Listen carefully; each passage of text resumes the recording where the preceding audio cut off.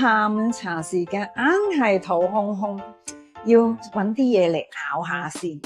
食咩好呢？我櫃桶有包梳打餅喎，攞翻塊梳打餅食下先。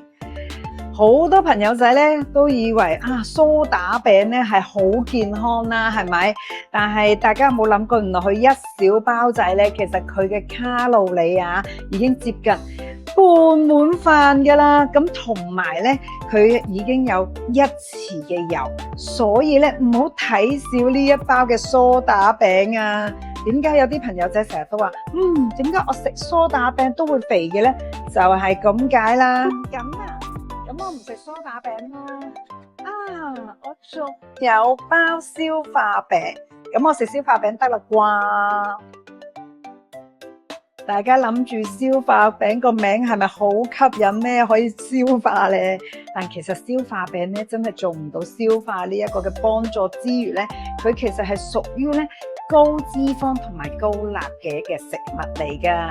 因為咧講緊3塊咧就其實已經咧接近1碗飯嘅卡路里之餘咧，其實咧已經有10 gram 嘅脂肪啦，同埋咧已經有1.5粒嘅方糖。咁所以咧佢都唔係一個健康嘅食物嚟嘅，所以大家咧唔好俾消化餅3個字咧而感覺到好似好健康啊。咁我哋咧都有其他嘅選擇嘅，係啦，市面上咁大家啦都可以參考下呢幾款嘅餅乾啦。